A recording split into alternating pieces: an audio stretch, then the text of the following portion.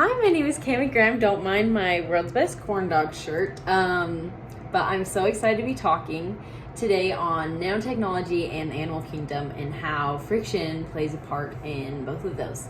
So the definition of friction is the force that resists the initiation of sliding motion between two surfaces. And it basically means friction is a force that slows things down.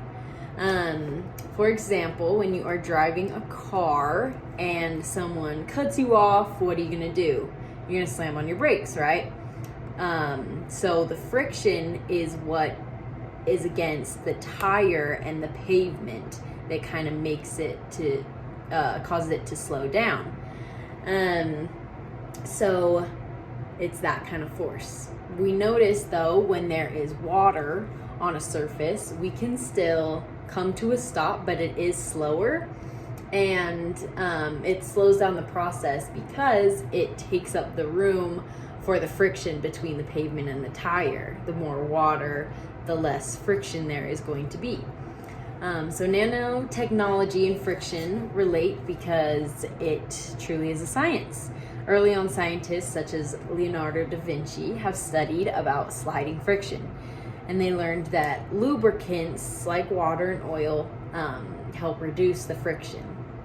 So the development of this branch of science today is actually called tribology, which is the science and technology of friction, lubrication, and the wear of that.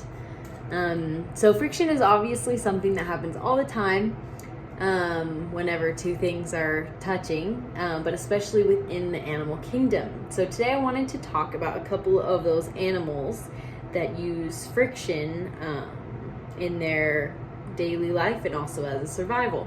So first we have the tree frog. This is the tree frog, and it has toe pads that helps him climb trees or whatever is surrounded. There was actually a study that took some tree frogs and put them in a glass box, and they watched as the tree frog was not only able to climb 90 degrees, but it even climbed on the ceiling without falling. So the reason it can do this is because of its toe pads. So they do this by spreading their hands like this, and their toe pads secrete a fluid. So the fluid with the toe pads they can use for friction and inhalation to climb. So next we have the rainbow fish, but really any fish. I just chose the rainbow fish or the rainbow trout because it's my favorite kind of trout. But just fish in general. They all have natural slimes to them, which cause them to have remarkable capacity to decrease friction, kind of like how I talked about at the beginning with the lubricants.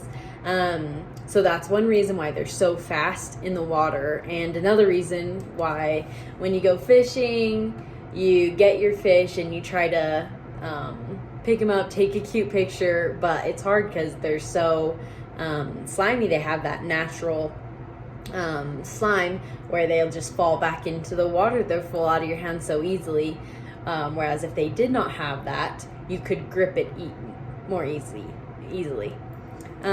So this is another form or an example of, in the animal kingdom, the slime will reduce friction.